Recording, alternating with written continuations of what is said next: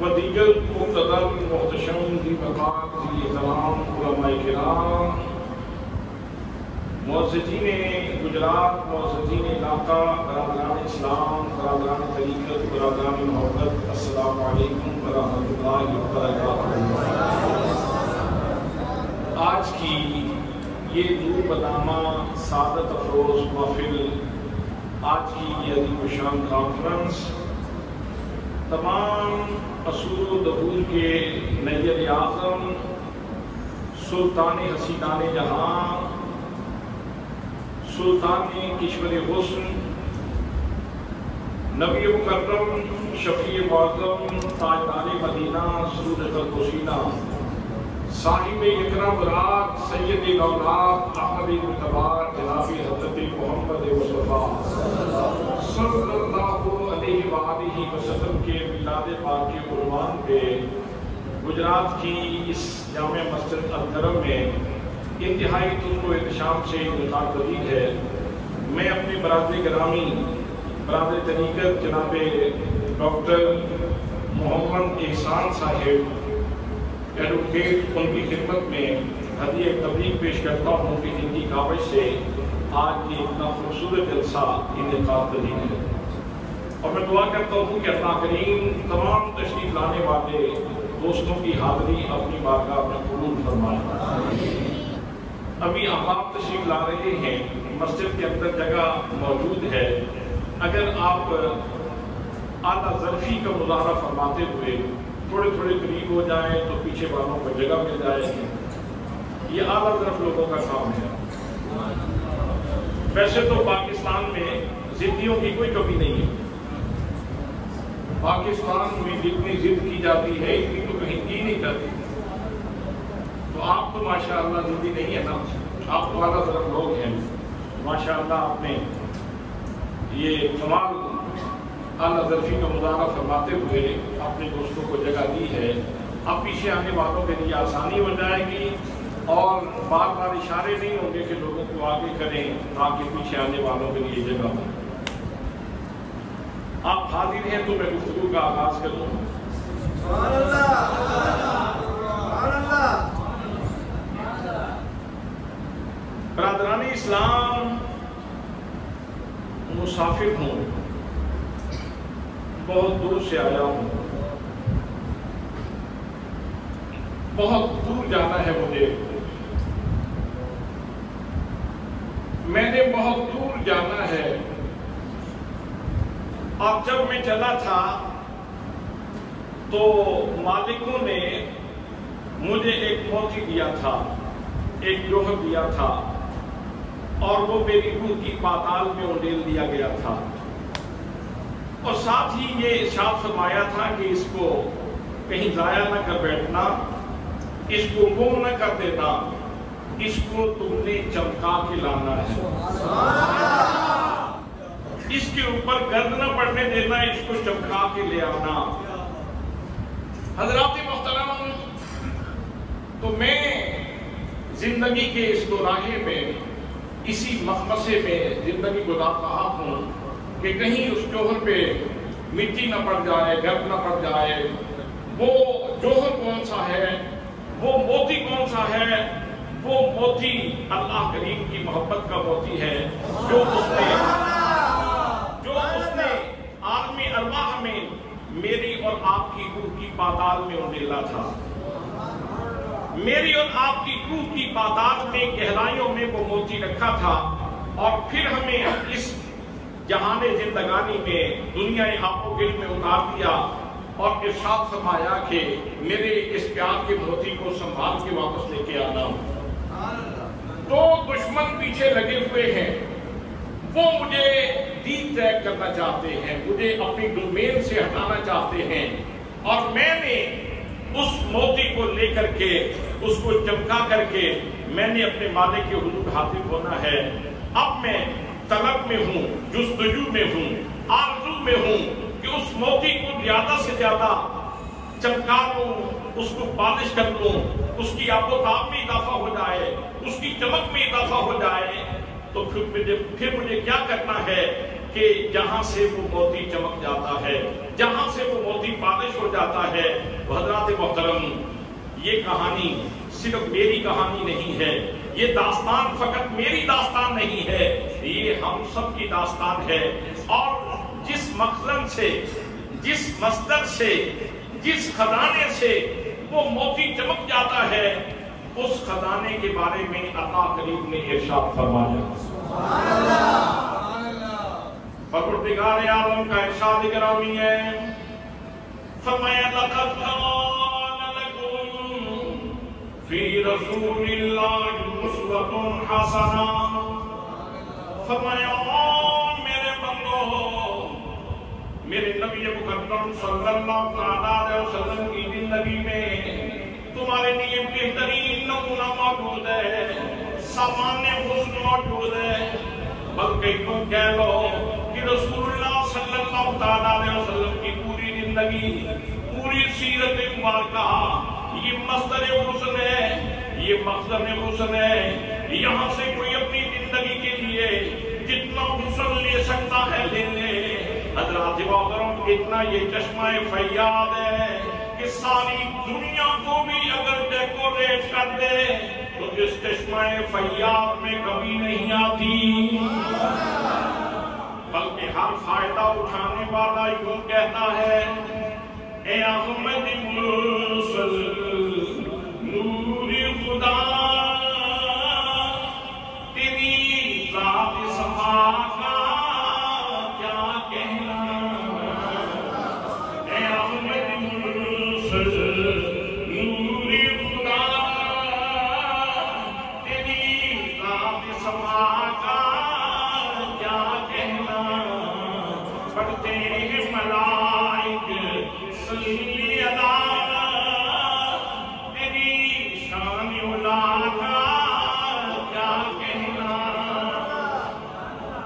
میرے دوستو، جس رب نے ہمیں زندگی کا تحفہ دیا، اس پر پروردگار عالم کا ارشاد گرامی ہے، فرمایا خلق الموت والحیات لیبلوکم ایکم احسن عملا، فرمایا زمین کے سینے پہ زندگی گزارنے والوں اور آسمان کے چرخے نیلو پھری کے نیچے زندگی گزارنے والوں، یاد رکھو میں نے زندگی اور موت اس لیے پیدا کی ہے، میں تمہیں آزمانا چاہتا ہوں، میں دیکھنا چاہتا ہوں میری بارگاہ میں کون حسن عمل لے کر کے آتا ہے۔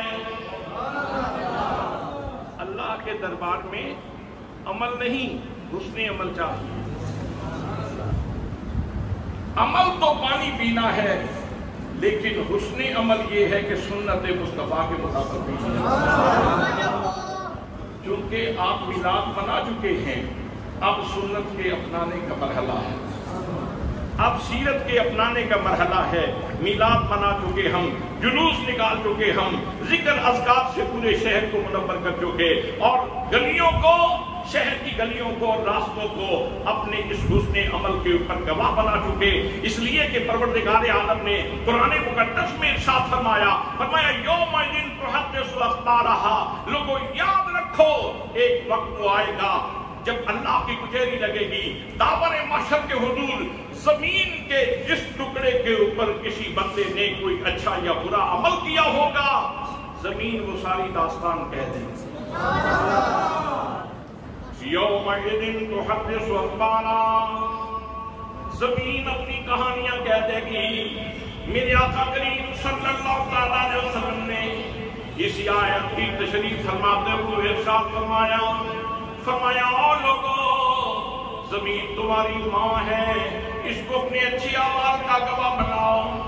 حضرت شیر خدا رضی اللہ تعالیٰ عنہ کی زندگی کا معمول تھا، جب آپ کا دور خلافت ہے، جب مال غنیمت آ جاتا تو آپ بیت المال میں مال غنیمت تقسیم کرنا شروع کر دیتے۔ جب سارے کا سارا مال اللہ کے راستے میں دے چکتے، جب فارغ ہو جاتے، پھر 2 رکعت نماز نفل بیت المال کے حال میں ادا کرتے، اور دائیں بائیں دیکھ کے ارشاد فرماتے بیت المال کے حال کی در و دیوار گواہ رہنا، وہ مال جو اللہ کے نام پہ آیا تھا، علی نے وہ مال اللہ کے نام پہ لوٹا دیا ہے۔ جب میلاد منا رہے ہوتے ہیں، جب جلوس نکال رہے ہوتے ہیں، تو یہ جلوس یہ احتجاج کا جلوس نہیں ہوتا، یہ پیار کا جلوس ہوتا ہے، یہ محبتوں کا جلوس ہوتا ہے، اور یہ در و دیوار کو اپنے اس حسن عمل کے اوپر گواہ بنانے کے لیے جلوس ہوتا ہے۔ اسی لیے تو آپ دیکھتے ہیں کہ 12 ربیع الاول کو چہروں کے اوپر ایک عجیب چمک اور عجیب روشنی ہوتی ہے، اور چہروں پہ ایک مسکراہٹ کھیل رہی ہوتی ہے، اور لبوں کے اوپر درود جاری ہوتا ہے، سلام جاری ہوتا ہے، اور لبوں کے اوپر نغمات محبت جاری ہوتے ہیں۔ آج میلاد نبی ہے، کیا سہانا نور ہے۔ نہیں، وہ کل پڑھ لیا ہے، آج چھٹی ہے، آج نہیں پڑھیں گے میرے ساتھ، پڑھ لیں۔ آج میلاد نبی ہے، کیا سہانا نور ہے، آگے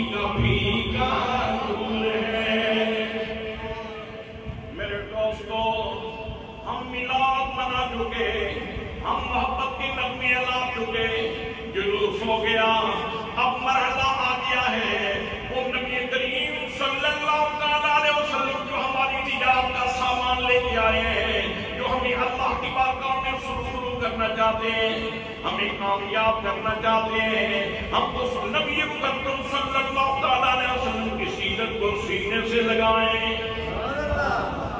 فرمایا خلق الموت والحیات لیبلوکم ایکم احسن عملا۔ فرمایا او میری بندوں سن لو، میں نے موت و حیات کو اس لیے پیدا کیا ہے تاکہ میں تمہیں آزماؤں کہ تم میں سے حسن عمل لے کے کون میری بارگاہ میں آتا ہے۔ بھئی عمل سے حسن عمل کا سفر، میں نے جیسے پہلے عرض کیا پانی پینا عمل ہے، لیکن اگر تھوڑا سا تصور بدل دیں، تصور بدل دیں، تصور بھی حسین ہو جائے گا، عمل بھی حسین ہو جائے گا۔ اور تصور میں کوئی آ جائے گا سبحان اللہ، اور اگر وہ ہستی تصورات میں سمانا شروع ہو جائے، پانی پینے لگے تو میرے تصور میں آ جائیں سبحان اللہ، کھانا کھانے لگوں تو وہ میرے تصور میں آ جائیں، چلنے لگوں تو وہ میرے تصور میں آ جائیں، میں گھر بیٹھا ہوں تو وہ تصور میں ہوں، میں سفر میں ہوں تو وہ تصور میں ہوں، میرے دوستوں میری خلوتیں بھی ان کے تصور سے آباد ہو جائیں، میری جلوتیں بھی ان کے تصور سے آباد ہو جائیں، میرے دوستوں پھر تم جہاں بھی رہو گے مدینے میں رہو گے، پھر جہاں بھی رہو گے مدینے میں رہو گے۔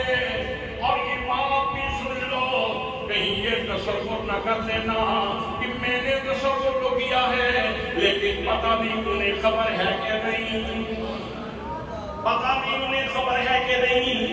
آؤ قرآن مقدس پڑھ لو، اللہ کریم نے کتنے بادشاہ الفاظ میں یہ بات بتلا دی، فرمایا النبی اولا بالمؤمنین من انفسہم، فرمایا امتیوں سن لو، میں نے نبی مقدم صلی اللہ علیہ وسلم کی ذات کا تعلق تم سے اتنا گہرا جوڑ دیا ہے کہ میرا نبی تمہاری جانوں سے بھی زیادہ قریب ہے۔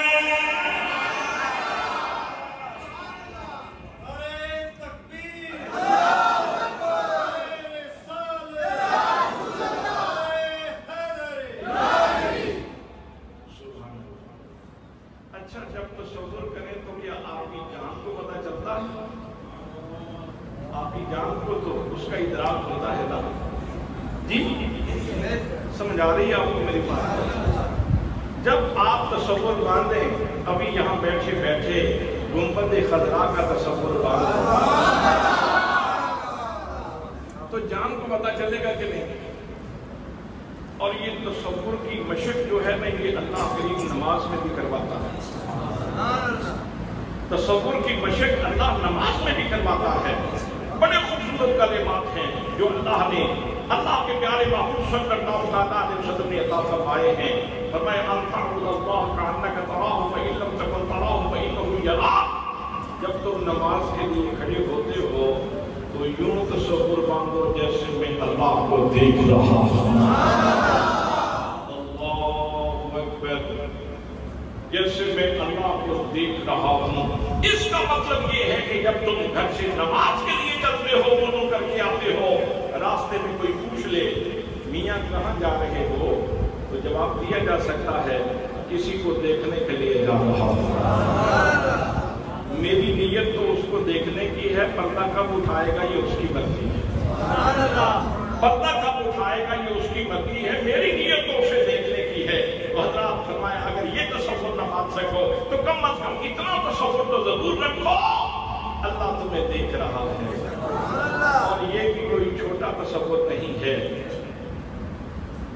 دیدار کے قابل کہاں اپنی نظر ہے یہ ان کی عنایت ہے کہ رخ ان کا ادھر ہے یہ ان کی عنایت ہے کہ رخ ان کا ادھر ہے تو حضرات بھی الگ موضوع ہو جائے گا میں اپنے موضوع کی طرف لوٹوں تصور کہ جب کھانا کھانے لگو تو مدینے والے کا تصور ہو ایسے کھاتے تھے ایسے کھانا کھاتے تھے میرے آقا پانی پینے لگو تو تصور باندھ لو اور پھر یہ کہ زندگی کا کوئی گوشہ تشنا تو آپ نے چھوڑا نہیں زندگی کا کوئی گوشہ آپ نے تشنا نہیں چھوڑا کہ جس کے لیے رہنمائی نہ ہو جس کے لیے آپ صلی اللہ علیہ وسلم کی سنت متوارثہ سنت مبارکہ موجود نہ ہو تو جب زندگی کا کوئی گوشہ تشنا نہیں ہے تو پھر اس کا مطلب یہ ہے اب یہ تیری ہمت ہے کہ تم کتنا کامل تصور باندھ لیتے ہو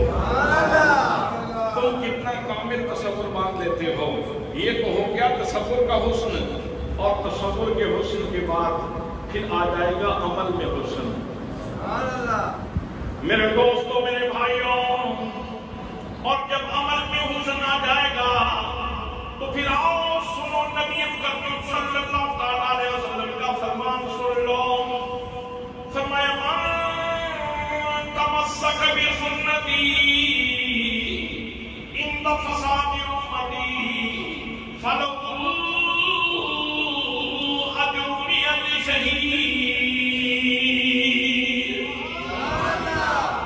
كما قال النبي صلی اللہ علیہ وسلم فرمایا میری امت کے لوگوں یہ بات پلے باندھ لو یہ بات اپنے دلوں میں مفہوم کر لو جس نے اس دور میں سنت کو زندہ کیا جب لوگ میری سنتیں چھوڑ چکے ہوں اس دور میں اگر کوئی ایک سنت زندہ کرے گا میں اللہ کے سسٹم کا ترجمان محمد مصطفیٰ بتا رہا ہوں اللہ کریم اس کو 100 شہید کا ثواب عطا فرمائے گا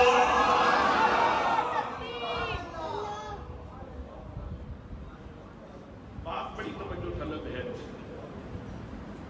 زندہ کیا ایک سنت ثواب کتنا ہے توجہ ہے آپ کی نہیں تول کے ذرا سوچ کے ذرا تھوڑی سی اس کی اہمیت کو اپنے ذہن میں رکھ کے پھر کہیں سنت ایک زندہ کی 100 شہید کا ثواب مل گیا حضرات محترم ایک شہید کا ثواب بھی بڑا قابل قدر ہوتا ہے ایک شہید کا ثواب بھی کوئی کم نہیں ہوتا بہت بڑا ثواب ہوتا ہے تو 100 شہید کا ثواب 100 شہید کا ثواب اب شہید کے ثواب کی باقی کہانی بہت ساری باتیں تو عالم غیب سے تعلق رکھتی ہیں لیکن کچھ میرے آقا نے پردہ اٹھا دیا ہے تو شہید کی جو لذت ہے اس کے بارے میں میرے آقا کریم صلی اللہ علیہ وسلم ارشاد فرماتے ہیں کہ جب اس کے اوپر تیر چل رہے ہوتے ہیں نیزے چل رہے ہوتے ہیں بھالے چل رہے ہوتے ہیں جگر کٹ رہا ہوتا ہے ہاتھ کٹ गर्दन कट रही है, लेकिन आका करीम सल्लल्लाहु अलैहि वसल्लम फरमाते हैं उससे सिर्फ चूंटी के काटने की तकलीफ होती है। तवज्जो है आपकी? शहीद पहली हिजरी का हो, दूसरी हिजरी का हो, तीसरी हिजरी का हो, चौथी हिजरी का हो, पांचवी हिजरी का हो, छठी हिजरी का हो, सातवीं हिजरी का हो, आठवीं हिजरी का हो या चौथी हिजरी का हो या इसके बाद 15वीं हिजरी का हो या सुबह क़यामत तक शहीद जितने भी शुहदा हैं उन सब का एहसास मेरे आका ने बयान किया। यही वो इल्म है, इल्म लदुनी जिसे कहते हैं, और यही वो गैब है, इल्म गैब सुनी जिसे कहते हैं। मेरे आका करीम सल्लल्लाहु अलैहि वसल्लम ने फरमाया जब शहीद के ऊपर वार हो रहे होते हैं, तलवारें चल रही होती हैं, उसकी जिगर को छलनी किया जा रहा होता है, तो उसको सिर्फ इतनी तकलीफ होती है जितना जितना चोटी के काटने की तकलीफ होती है। मेरे आका ने इसकी वजह भी बयान फरमाई, फरमाया मेरे उम्मतियों, असल में वजह ये है कि जब शहीद हो रहा होता है तो अल्लाह करीम अपने चेहरा मुबारक से पर्दे उठा के उसको अपना दीदार करवाता है।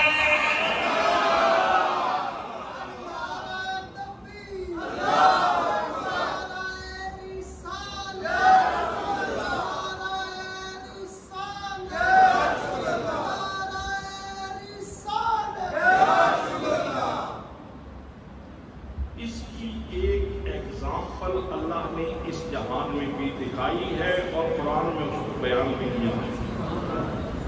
तो ये कैसे हो सकता है कि तलवारें चलने और आला कत्ल काट रहा हो और महसूस ही ना हो, तो उसकी एग्जाम्पल अल्लाह करीम ने कुरान पाक में रखी है।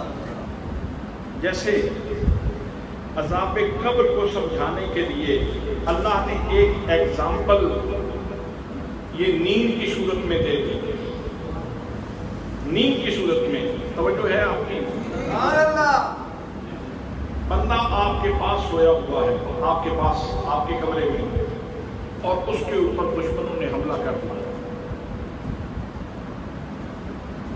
तो वो मार खा रहा है, लेकिन आपको पता चल रहा है, आप पास बैठे हैं, जाग रहे हैं, आपको पता चल रहा है।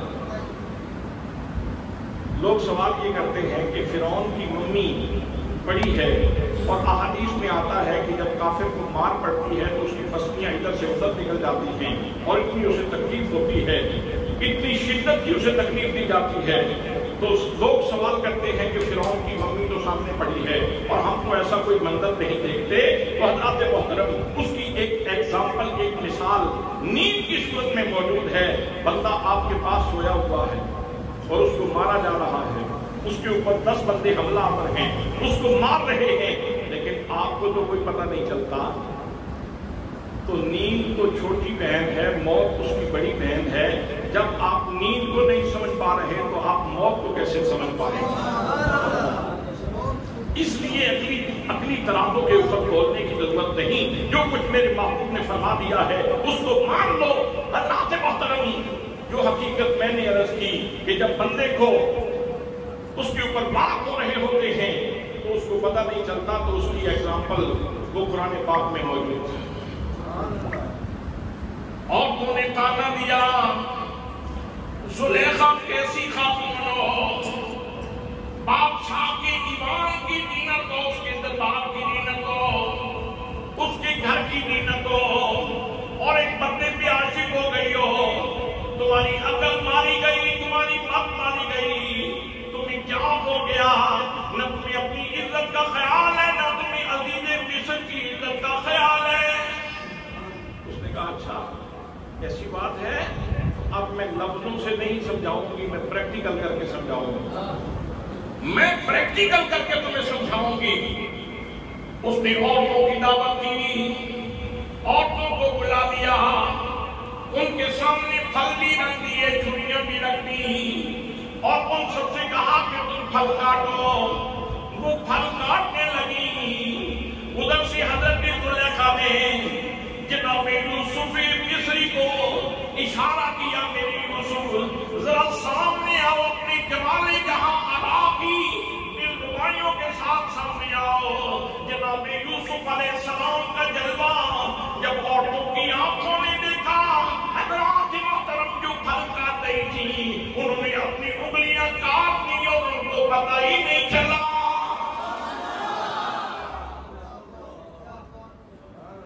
اگر جمال یوسف سامنے ہو، حضرت یوسف علیہ السلام تو مخلوق ہیں، حضرات محترم جب خالق یوسف کا جلوہ سامنے ہوگا، جب شہید کے سامنے اللہ کریم اپنے جلوہ مطلق سے پردے اٹھا دیتا ہے تو پھر اس کو تکلیف کیا ہوگی؟ حضرات محترم میں نے بھی دنیا چھوڑ جانا ہے، آپ نے بھی دنیا چھوڑ جانا ہے، میرے دوستوں مر جانا ہے۔ کل نفس ذائقۃ الموت، ہر نفس نے موت کو چکھنا ہے، لیکن لوگوں میری پاک نبی صلی اللہ علیہ وسلم کی سنت کے سامنے میں ڈر جاؤ۔ جب موت آئے گی تو تمہیں ایک شہید کا درجہ نہیں، جب 100 شہیدوں کا درجہ دیا جائے گا تو مرتے ہوئے اللہ کریم کا 100 دفعہ دیدار ہوگا۔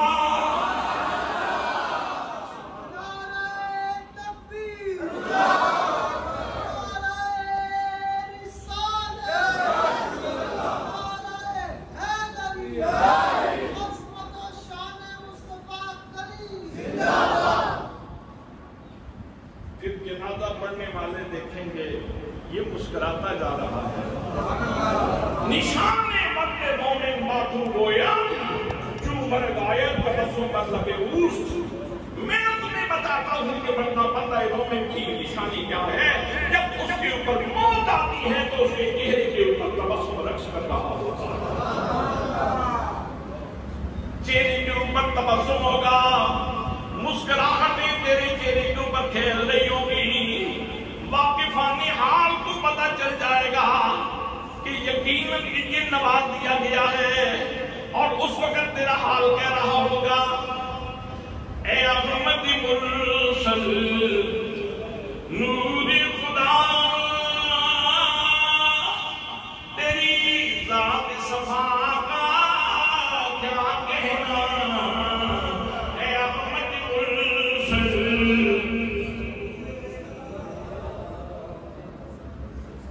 اسی دور میں تو گجرات کے لوگ بڑے سریلے ہوتے تھے۔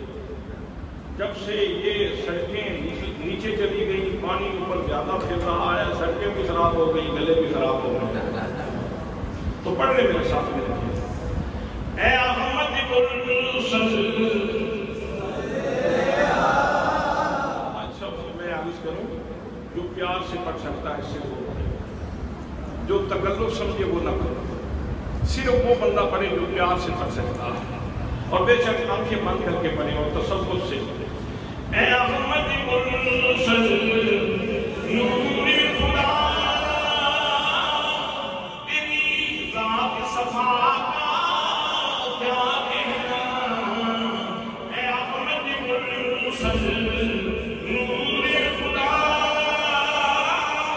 تیری ذات صفا کا کیا کہنا، پڑھتے ہیں ملائک صلی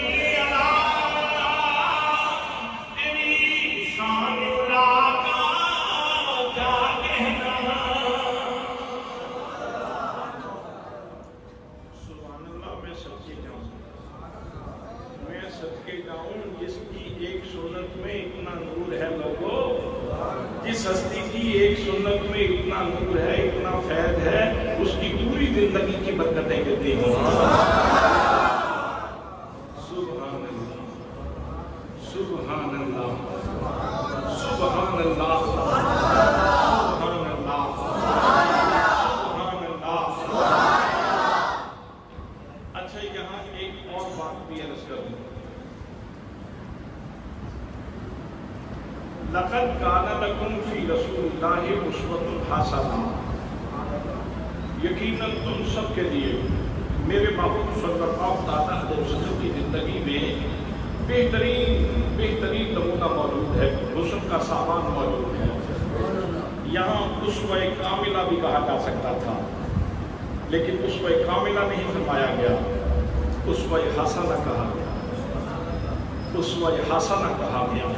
آپ توجہ کریں گے تو اگلا جملہ کہوں گا، اسوہ حسنہ کہا گیا ہے، کاملہ نہیں کہا گیا۔ کاملہ کہا جاتا تو بات پھر بھی بڑی اچھی تھی، لیکن یہاں اسوہ حسنہ کہا گیا ہے۔ تو حضرت داتا گنج بخش علی حجویری رحمۃ اللہ تعالیٰ علیہ کے شیخ، آپ کے شیخ حضرت سراج الدین توسی ارشاد فرماتے ہیں، حسنہ ہر اس چیز کو کہتے ہیں جس کے اوپر اللہ کی پیار کی نظر ہو۔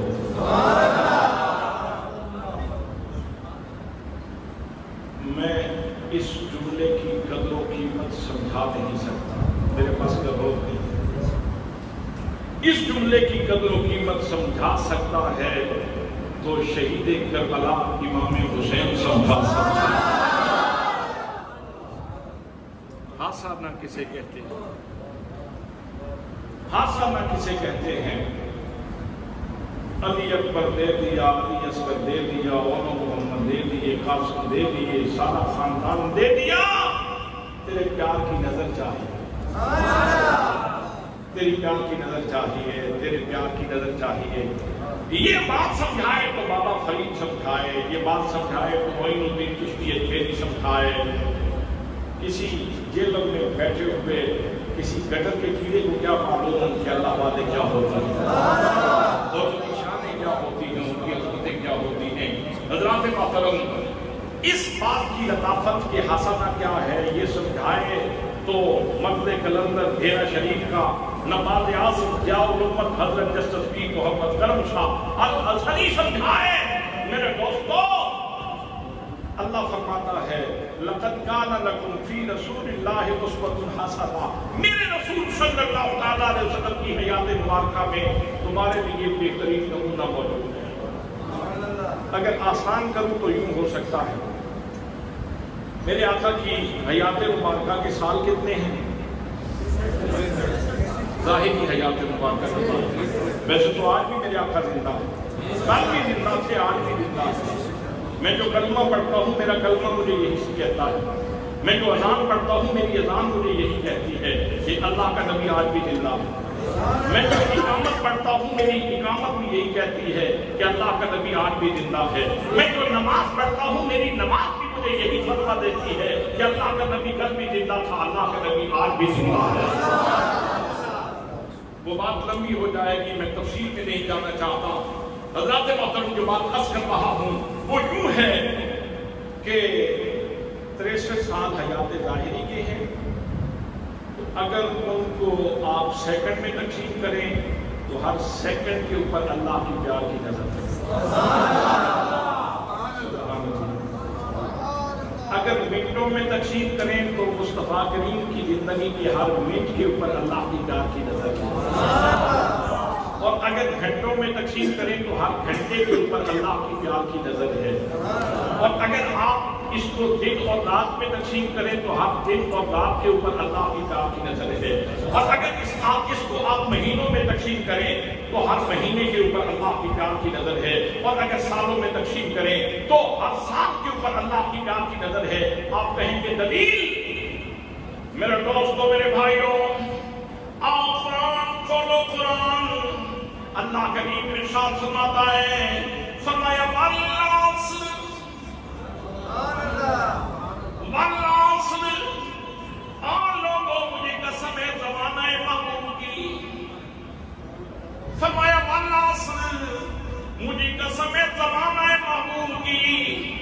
میرے آقا کریم صلی اللہ علیہ وسلم نے اس کی تشریح فرمائی، فرمایا خیر القرون قرنی ثم الذین یلونہم ثم الذین یلونہم، فرمایا اگر زمانے کی بہتری کی بات کرو تو پھر سن لو، سب سے اچھا زمانہ وہ ہے جو میرا زمانہ ہے، اور پھر وہ زمانہ جو میرے زمانے سے ملا ہوا ہے، اور پھر وہ زمانہ جو تیسری جگہ پہ میرے زمانے سے متصل ہے، وہ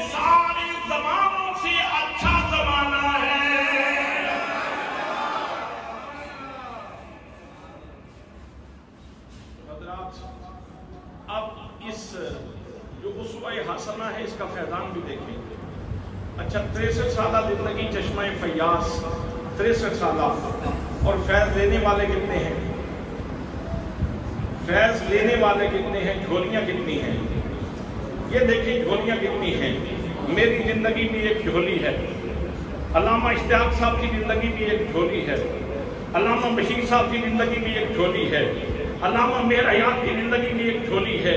یہ ہمارے صاحب امامہ ان کی زندگی بھی ایک جھولی ہے. حافظ معظم کی زندگی بھی ایک جھولی ہے. کتنے دامن ہیں آپ سب کی زندگیاں ایک جھولی ہے. جناب صدیق اکبر سے لے کر کے حضرت علی مرتضیٰ سے لے کر کے حضرت زید بن حارثہ سے لے کر کے حضرت خدیجہ الکبریٰ سے لے کر کے صبح قیامت تک جتنے مومن اور جتنے مسلمان ہیں ان سب کی زندگیاں وہ کاسہ سواری ہیں اور مصطفیٰ کی زندگی وہ چشمہ فیاض ہے. سبحان اللہ. سارے لوگ بھی مستفید ہو جائیں تو میرے نبی کی صحابت میں کوئی کمی نہیں آتی. لیکن میرے دوستو یہاں ایک بات اور بھی یاد رکھنا. جب بھی نبی کریم صلی اللہ علیہ وسلم کی کسی ادا کو اپنانے لگو تو یاد رکھنا پہلے پیار کا دیا جلا لینا. اگر پیار کا دیا نہ جلایا تو پھر نکالی رہ جائے گی, سنت نہیں بنے گی. اس طرح دیکھیں تو مسجد نبوی میں نبی کریم صلی اللہ علیہ وسلم کے پیچھے بھی 2 قسم کے نمازی کھڑے تھے. کچھ وہ تھے جو بغیر پیار کے پڑھ رہے تھے, ان کو نماز نے کوئی فائدہ نہیں دیا, لیکن صدیق اکبر پیار سے پڑھ رہے تھے, فاروق اعظم پیار سے پڑھ رہے تھے, عثمان غنی پیار سے پڑھ رہے تھے, علی حیدر کرار پیار سے پڑھ رہے تھے, حضرت بلال حبشی پیار سے پڑھ رہے تھے, جناب حضرت عبداللہ ابن مسعود پیار سے پڑھ رہے تھے. اس لیے جب بھی نبی کریم صلی اللہ علیہ وسلم کی سنت کو زندہ کرنے کا مرحلہ آئے, جب عمل کرنے کا مرحلہ آئے تو پہلے پیار ضروری ہے. اس کو علماء نے اصطلاحی زبان میں 3 حصوں میں تقسیم کیا ہے. وہ فرماتے ہیں اطاعت کی 3 قسمیں ہیں. ایک اطاعت ہوتی ہے اطاعت بالغرض, کسی غرض کی وجہ سے اطاعت کرنا, تو اس میں دوام اور خلوص نہیں ہوتا. جب تک غرض متعلق رہے گی تو اطاعت ہوتی رہے گی, اور جب غرض ختم ہو جائے گی تو اطاعت ختم ہو جائے گی. دوسری قسم ہوتی ہے اطاعت بالخوف, خوف کی وجہ سے اطاعت کرنا. جیسے اسکول میں استاد سے ڈرتے ہوئے بچے اطاعت کرتے ہیں, جب تک خوف رہا تو اطاعت ہوتی رہی, اور جب خوف ختم ہوا تو اطاعت ختم ہو گئی. حضرات اس میں بھی دوام نہیں ہوتا اور خلوص نہیں ہوتا. تیسری قسم ہے اطاعت کی, جسے اطاعت بالمحبت کہتے ہیں. اطاعت بالمحبت کا خاصہ یہ ہے کہ محبوب سامنے ہو تو پھر بھی اطاعت ہوتی ہے, اور اگر محبوب آنکھوں سے اوجھل بھی ہو تو لوگوں اطاعت ختم نہیں ہوتی. اس میں دوام بھی ہوتا ہے, اس میں خلوص بھی ہوتا ہے, اس میں پیار موجود ہوتا ہے.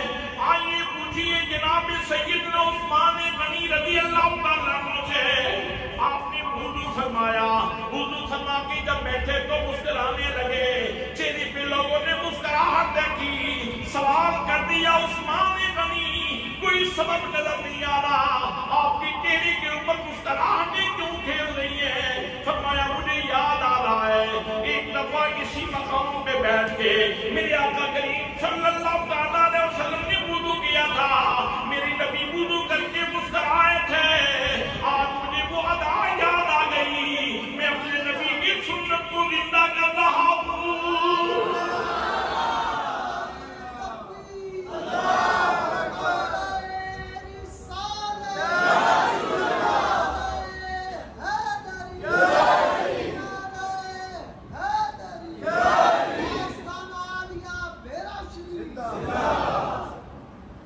جناب سیدنا فاروق اعظم رضی اللہ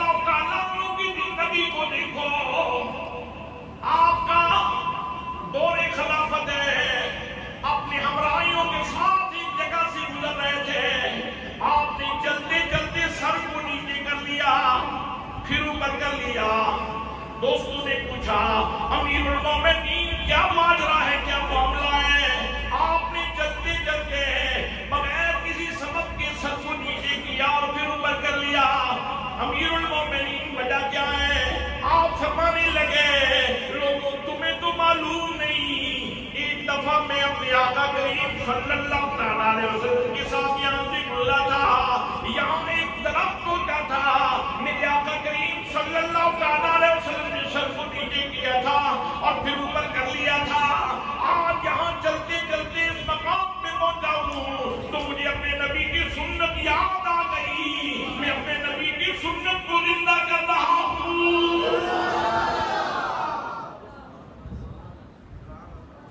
فرمانے لگے نماز محبت ادا کر رہا، نماز محبت ادا کر رہا، کسی کی ادا کو ادا کر رہا،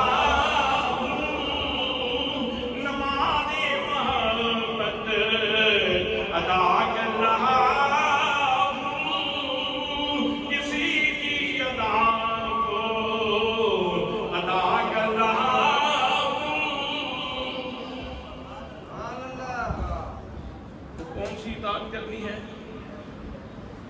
اطاعت کون سی کرنی ہے؟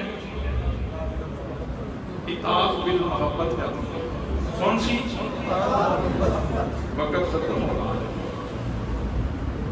وقت ختم ہو رہا ہے، اطاعت کرنی ہے تو اطاعت کے لیے، اطاعت بالمحبت کے لیے ضروری ہے کہ محبت دل کے اندر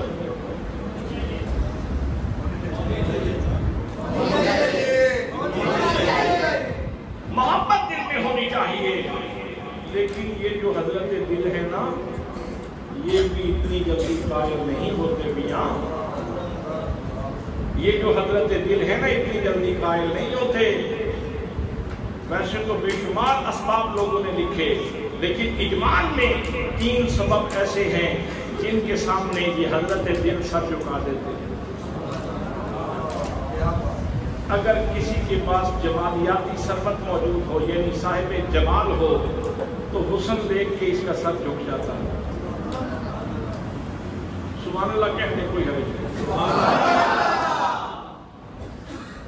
کسی کا جمال دیکھ کے حضرت دل کا سر جھک جاتا ہے، کسی کا کمال دیکھ کے حضرت دل کا سر جھک جاتا ہے، اور کسی کا نمال یعنی سخاوت دیکھ کے حضرت دل کا سر جھک جاتا ہے۔ 3 سبب لکھی علماء نے۔ پہلا سبب یہ ہے محبت اس سے ہوگی جس کے پاس جمال ہوگا، جس کے پاس خوبصورتی ہوگی، جس کے پاس بیوٹی ہوگی، جس کے پاس حسن موجود ہوگا، دل اس کا گرویدہ ہو جائے گا۔ میرے دوستوں، کائنات میں اللہ کریم نے حسن کو بہت ہی تقسیم کیا، لیکن اگر کائنات کا حسن بکھرے تو کائنات بنتی ہے، اور اگر اس کو ایک نقطے پہ مرکوز کر دیا جائے تو محمد کریم کی ذات بنتی ہے۔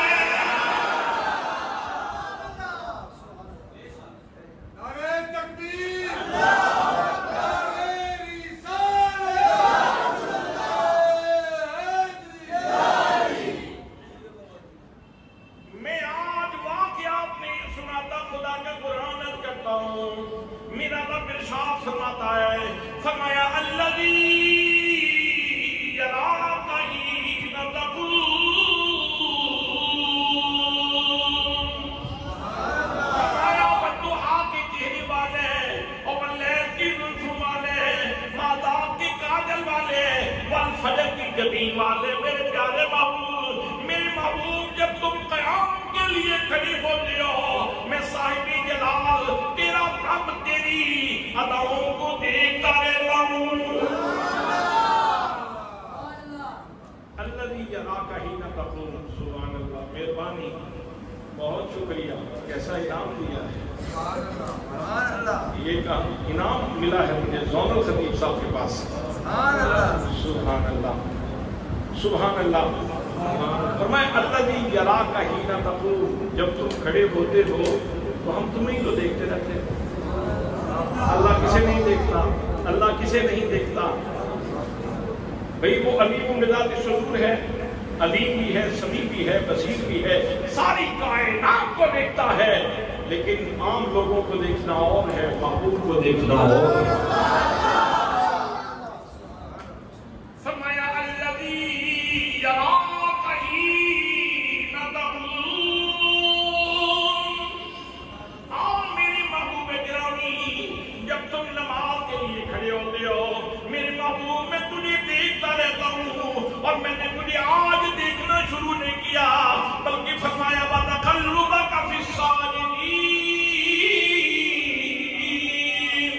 اے میرے محبوب گرامی، جب آپ کا نور سجدہ کرنے والوں میں گردش کرتا ہوا آ رہا تھا، جہاں جہاں تیرا نور ٹھہرا وہی ہماری محبتوں کا مرکز بن گیا۔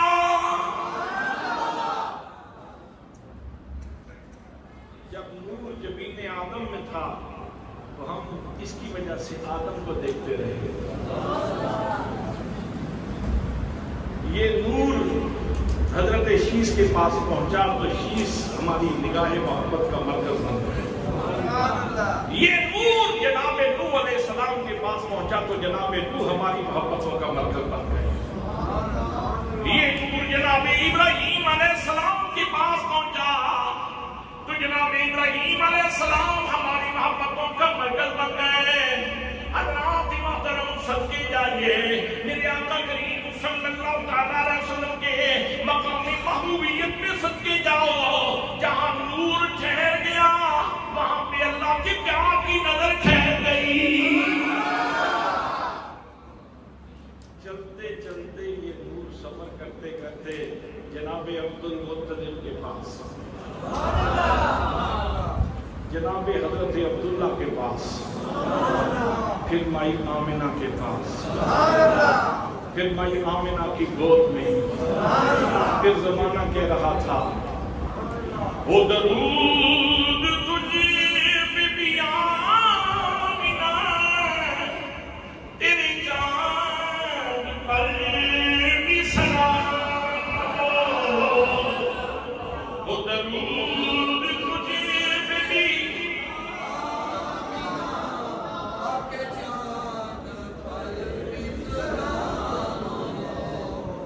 کوئی ڈاکٹر مل جائے میرا شربت شاکور کو سالن پلا دے دے۔ وہ درود تجھے بی بی آمنہ تیری جان پر بھی سلام، وہ درود تجھے بی بی آمنہ تیری جان پر بھی سلام،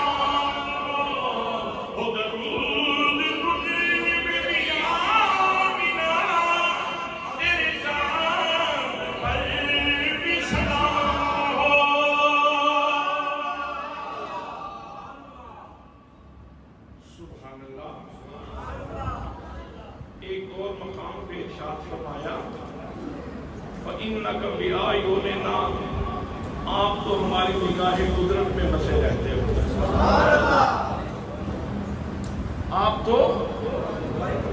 آپ تو ہماری نگاہ قدرت میں ہی بسے رہتے ہو۔ سبحان اللہ، آپ تو ہماری نگاہ قدرت میں ہی بسے رہتے ہو۔ یہ کون کہہ رہا ہے؟ یہ گلاب بنانے والا کہہ رہا ہے، یہ موتیا بنانے والا کہہ رہا ہے، یہ چاند کو چاندنی دینے والا کہہ رہا ہے، یہ کائنات میں حسن بانٹنے والا کہہ رہا ہے۔ اللہ جمیل ویحب الجمال، اللہ کریم جمیل ہے اور جمال کو پسند کرتا ہے۔ تو لوگوں میرے مصطفیٰ اتنے حسین ہیں، فرمایا والنجم اذا ہوا، مجھے قسم ہے ستارہ محمد مصطفیٰ کی، جب وہ بہت پیار لے کے میری بارگاہ میں آ رہا تھا، اور جب وہ بہت پیار لے کے اور تحفے لے کے اپنی عمر کی طرف جا رہا تھا۔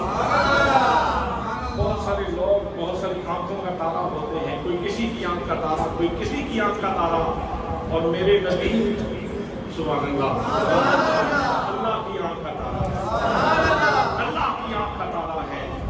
تو تیسرے مقام، چوتھے مقام پہ فرمایا مسجد قبلہ تین میں کھڑے ہو کے آپ نماز پڑھا رہے تھے، تو نماز پڑھاتے پڑھاتے ذہن میں بات آ گئی کہ بیت المقدس کی جگہ پہ بیت اللہ قبلہ ہونا چاہیے۔ بیت المقدس کی جگہ پہ بیت اللہ قبلہ ہونا چاہیے تو نماز پڑھاتے پڑھاتے توجہ ہے آپ کی؟ سبحان اللہ. نماز پڑھاتے پڑھاتے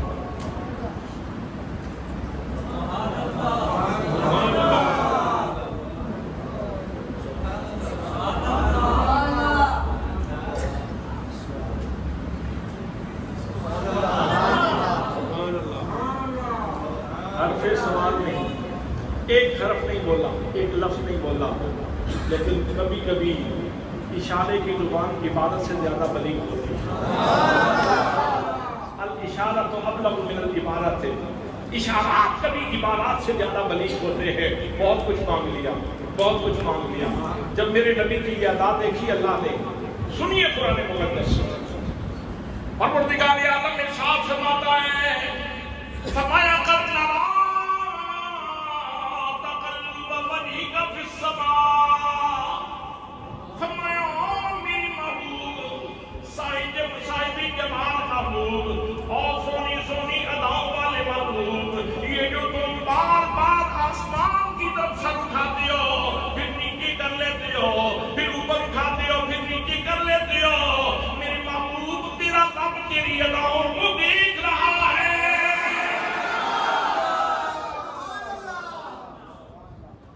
علماء کی پوری کہکشاں موجود ہے. بات یوں بھی ہو سکتی تھی قد نرا وجہ کا کہ ہم تیرے چہرے کو دیکھ رہے ہیں. اگر بات اس طرح ہوتی تو پھر اس ادا کا نہیں پتہ چلنا تھا کہ ادا کیا تھی. ویسے اس ادا کے اندر کوئی نماز ہے، روزہ ہے.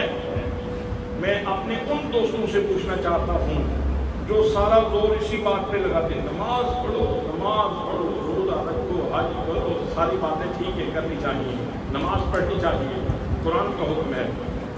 روزہ رکھنا چاہیے، قرآن کا حکم ہے. حج کرنا چاہیے، قرآن کا حکم ہے. عمرہ کرنا چاہیے، قرآن کی تعلیمات ہیں.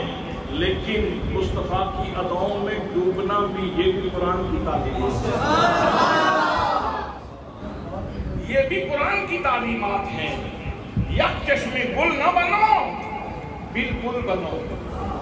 دونوں آنکھوں سے دیکھو، ان کی سنتوں کو بھی دیکھو، ان کی سیرت کو بھی دیکھو، ان کی اداؤں کو بھی دیکھو. فرمایا قد نرا تقلب وجهك في السماء، پیارے محبوب ہم آپ کی اداؤں کو دیکھ رہے ہیں. بار بار تیری تو اوپر کرتے ہو پھر نیچے کر لیتے ہو، ہم تیری اداؤں کو دیکھ رہے ہیں. میرے محبوب میں جانتا ہوں کہ تم چاہتے یہ ہو کہ بیت المقدس کی جگہ پہ بیت اللہ قبلہ بن جائے. تو فرمایا فَلَنُوَلِّيَنَّكَ قِبْلَةً تَرْضَاهَا، فرمایا او میرے محبوب گرامی ہم یقیناً تجھے اس قبلے کی طرف بھیجیں گے جس کو تم محبوب بناتے ہو، جو تمہارا محبوب ہے.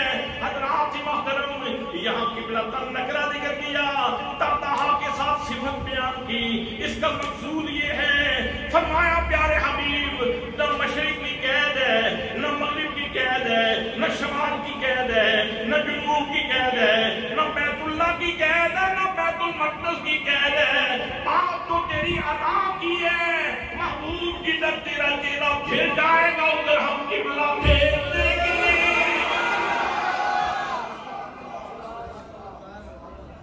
اس قبلے کی طرف آپ کو پھیریں گے جو تمہارا محبوب ہے. اب مجھے سائیں توکل شاہ کی بات یاد آ گئی. کافی ٹائم اوپر ہو گیا، پتہ ہی نہیں چلا. سائیں توکل شاہ کی بات یاد آ گئی. آپ جاگ رہے ہیں تو سناؤں گا.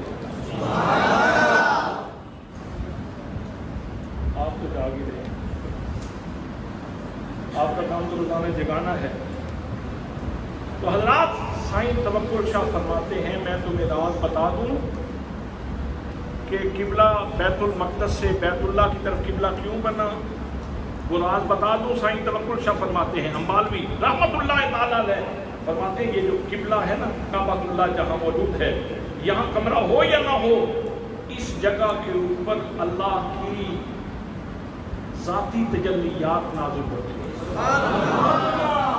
اور حقائق کی دنیا میں حقیقت محمدیہ حقیقت کعبہ کی عاشق ہے ان تجلیات کی وجہ سے، حقیقت کعبہ کی عاشق ہے حقیقت محمدیہ ان تجلیات کی وجہ سے۔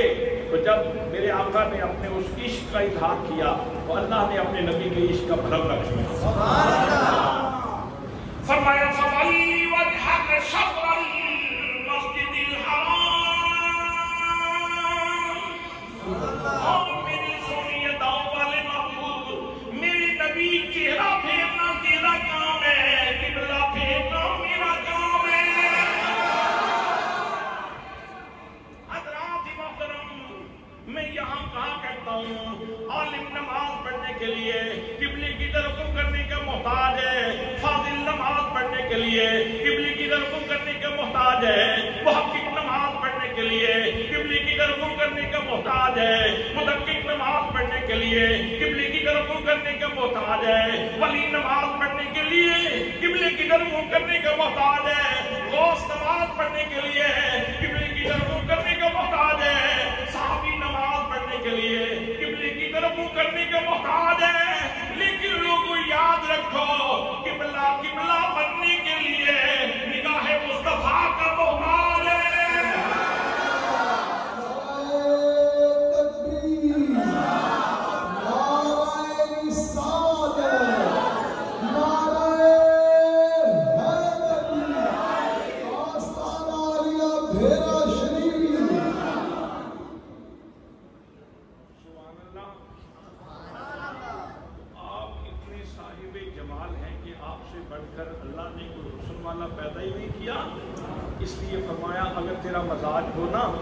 اگر تم جمال پسند ہو تو میرے نبی سے بڑھ کر صاحب جمال کوئی نہیں، آ جاؤ اور پھر اطاعت کر لے۔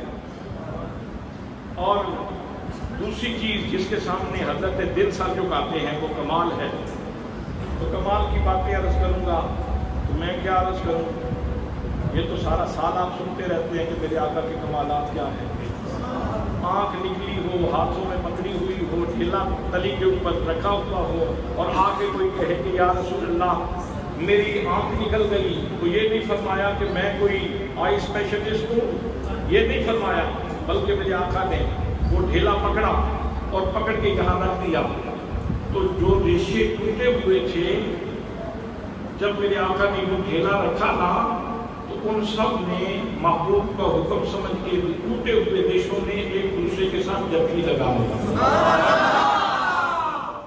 جو ڈاکٹروں کو باندھنا پڑتے ہیں دوائیوں کے ساتھ یا آپریٹ کے ذریعے جو باندھنا پڑتے ہیں، جوڑنا پڑتے ہیں، مرہم لگانا پڑتی ہے اور پتہ نہیں کیسے کیسے، لیکن جب میرے آقا نے وہ ڈھیلا رکھا تو جہاں سے کوئی ریشہ ٹوٹا ہوا تھا وہ ریشے باہم آپس میں مل گئے اور ایک لمحے کی تاخیر کے بغیر آنکھ بالکل بحال ہو۔ بھئی جن کو آنکھیں ملی، جن کو خیرات ملی، وہ اگر کہیں تو ان کا بجا ہے اے احمد مرسل نور خدا، تیری ذات صفا کا کیا کہنا، اے احمد مرسل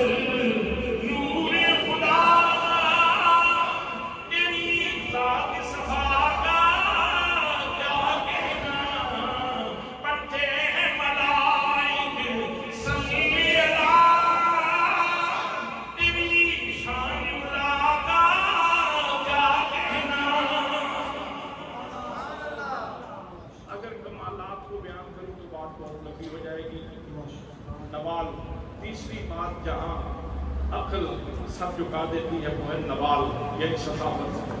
تو سخاوت کی کیا کہنے، قرآن کہتا ہے وَأَمَّا السَّائِلَ فَلَا تَنْهَرْ، محبوب سائل آئے جو بھی مانگے، عزت مانگے، دولت مانگے، شہرت مانگے، کھانا مانگے، کپڑے مانگے، جو بھی مانگے، خالی نہیں لوٹانا، عطا فرما کے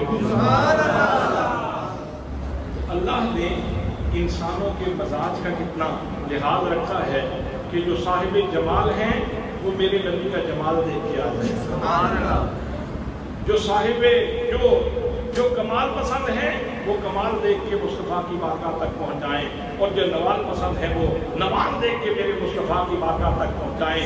لیکن مقصود یہ ہے کہ یہ سونا ہے، اس حسین سے حسن ملتا ہے، میں نے میری روح کی پاتال میں وہ جو موتی رکھا ہے اس کو یہیں سے پالش کیا جا سکتا ہے،